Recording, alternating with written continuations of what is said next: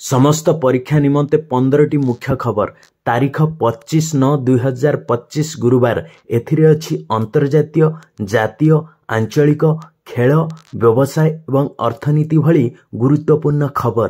जदि आपनकु मो प्रयास भल लागुची तेबे भल पाइबा सदृश्य आपण माने लाइक एवं सब्सक्राइब निहाती भाबरे करिवे। नंबर 1 सप्तम फ्यूचर फूड फोरम 2025 दुबई रे आरंभ हैला। सप्तम फ्यूचर फूड फोरम 2025 दुबई रे खोलिथिला, जहां नीति निर्धारक, शिल्पनेता एवं शिक्षाविद को एकत्र कर ग्लोबल साउथ रे खाद्य सुरक्षा, वाणिज्य एवं नवसृजन आगु को बढ़ाइबा पई उपाय अनुसंधान करिथिला। आलोचना रो मुख्य विषय वस्तु थिला प्रजुक्ति विद्या, स्थायी अभ्यास एवं सीमा पार सहभागिता माध्यम स्थिर खाद्य इकोसिस्टम निर्माण। नंबर 2 वैदेशिक मंत्री डॉक्टर एस जयशंकर विश्व दक्षिण सहित सहयोग को उत्साहित करने पाई जातिसंघ रे संस्कार पाई आह्वान करथिले। वैदेशिक मंत्री डॉक्टर एस जयशंकर न्यूयॉर्क रे मिलित जातिसंघ साधारण परिषदर 50तम अधिवेशन अवसर रे ग्लोबल साउथ देशगुड़िकर एक उच्च स्तरीय बैठक आयोजन करथिले। बैठक समय रे डॉक्टर जयशंकर एकता वृद्धि एवं सहयोग को उत्साहित करने लक्ष्य रे ग्लोबल साउथ देशगुड़िक मध्य परामर्श को सुदृढ़ करने विद्यमान प्लाटफॉर्म व्यवहार करने को आह्वान करथिले। से मिलित जातिसंघ एवं सामग्रिक भाव में बहुपाक्षिता पाई संस्कार प्रस्ताव मध्य देइथिले। नंबर 3 गाले डायलॉग रे श्रीलंका प्रधानमंत्री भारत महासागर चैलेंज उपर सामूहिक कार्यानुष्ठान पाई आह्वान करचंती। श्रीलंका प्रधानमंत्री डॉक्टर हरणी आमर सूर्या भारत महासागर क्षेत्र में पारंपरिक एवं अणपारंपरिक चैलेंज गुड़िकर मुकाबला पाई सामूहिक पदक्षेप नेबाको आह्वान करछंती।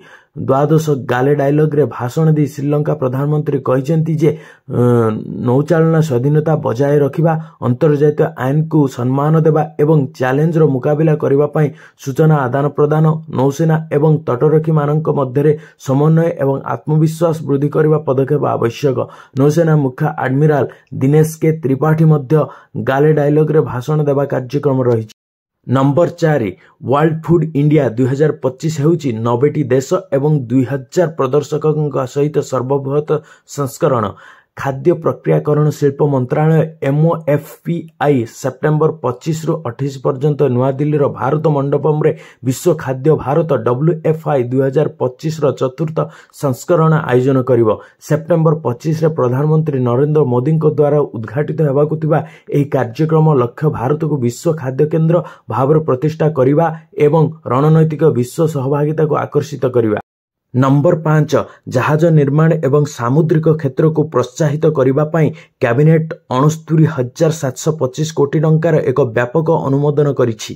प्रधानमंत्री नरेंद्र मोदी अध्यक्षतार बुधवार दिन केंद्र कैबिनेट भारत में जहाज निर्माण, सामुद्रिक आर्थिक सहायता एवं घरोई क्षमता वृद्धि पाई 69,725 कोटी टंकार एक व्यापक पैकेज को अनुमोदन करिसेंती। एही पदक्षेपर लक्ष्य होछि आर्थिक भित्तिभूमि, प्रजुक्ति विद्या विकास एवं नीतिगत संस्कार को नहीं एक 4 स्तर रणनीति माध्यम देशर सामुद्रिक क्षेत्र को पुनर्जीवित करवा। नंबर 6 कन्नड़ लेखक SL भैरप्पा वियोग में प्रधानमंत्री मोदी शोक प्रकाश करछंती। वरिष्ठ कन्नड़ साहित्यक एवं पद्मभूषण पुरस्कार प्राप्त SL भैरप्पा 94 वर्ष बयस बेंगलुरु रे एक हॉस्पिटल रे परलोक घटी। प्रसिद्ध लेखकों को वार्धक्य जनित असुस्थता जुगु RR नगर राष्ट्रोत्थान हॉस्पिटल रे भर्ती करा जायथिला। नंबर 7 ओडिशा रे भविष्यत पाई प्रस्तुत कर्मचारी। राज्य सरकार 3टी संगठन सहित चुक्तिनामा स्वाक्षर कले। एक दक्ष भविष्यत पाई प्रस्तुत कर्मशक्ति सृष्टि करबा पाई ओडिशा सरकार GATI foundation, just jobs network एवं फुटवेयर डिजाइन एवं डेवलपमेंट इंस्टीट्यूट FDDI सहित एक बुझामणा पत्र स्वाक्षर करछन। नंबर 8 ओडिशार 11टी ITDA रे 148.75 कोटी टंकार सरकारी पांठिर अपव्यवहार होइतिबा CAG संदेह करुछि। ओडिशार 11टी समन्वित आदिवासी उन्नयन संस्था ITDA रे इंजीनियर मानक द्वारा परिचालित बैंक अकाउंट को पांठि स्थानांतर जोगु 148.75 कोटी टंकार सरकारी पांठिर अपव्यवहार होइतिबा संदेह करुछि। भारतीय नियंत्रक एवं ऑडिटर जनरल CAG 2018-19 आर्थिक वर्ष 2022-23 पर्यंत राज्यर 22टी ITDA मध्यरु 11टीर अनुपालन ऑडिट करथिले। ଏବଂ ବୁଧବାର ଓଡ଼ିଶା ବିଧାନସଭାରେ ଉପସ୍ଥାପିତ ହୋଇଥିବା ଏହାର ଅନୁପାଳନ ଅଡିଟ୍ ରିପୋର୍ଟ ସିଭିଲରେ ଏହାର ନିଷ୍କର୍ଷ ଉଲ୍ଲେଖ କରିଥିଲେ।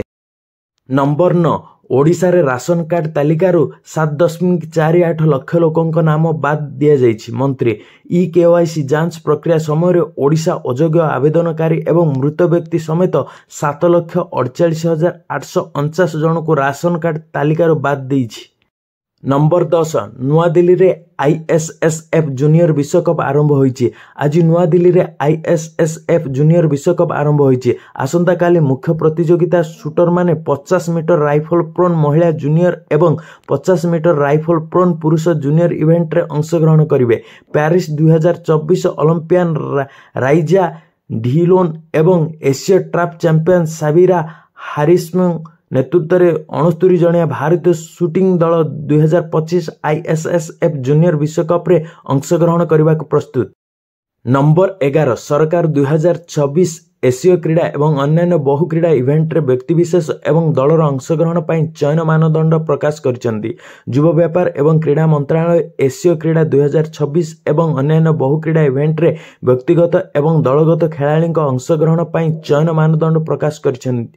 ଏକ ସ୍ୱଚ୍ଛ ଏବଂ ସମାନ ଢାଞ୍ଚା ସୃଷ୍ଟି କରିବା ଲକ୍ଷ୍ୟରେ ଏହି ନିଷ୍ପତ୍ତି ନିଆଯାଇଛି, ଯାହାଦ୍ୱାରା କେବଳ ସେହି ଖେଳାଳିମାନଙ୍କୁ ବହୁ ବିଭାଗୀୟ କ୍ରୀଡ଼ା ଇଭେଣ୍ଟରେ ଅଂଶଗ୍ରହଣ କରିବା ପାଇଁ ଚୟନ କରାଯିବ, ଯାହାଦ୍ୱାରା ପଦକ ଜିତିବା ବାସ୍ତବ ସମ୍ଭାବନା ରହିଛି। ନମ୍ବର 12 ସ୍ପିଡ୍ ସ୍କେଟିଂ ବିଶ୍ୱ ଚାମ୍ପିଅନସିପ୍ 2025ରେ ଭାରତର ପଦକ ବିଜେତାଙ୍କୁ ମନସୁଖ ମାଣ୍ଡଭିୟା ସମ୍ମାନିତ କରିଛନ୍ତି। ଆନନ୍ଦ କୁମାର ଭେଲକୁମାର 22 ବରିଷ୍ଠ ବର୍ଗରେ ପଦକ ଜିତି ପ୍ରଥମ ଭାରତୀୟ ହୋଇ ଇତିହାସ ରଚିଲେ।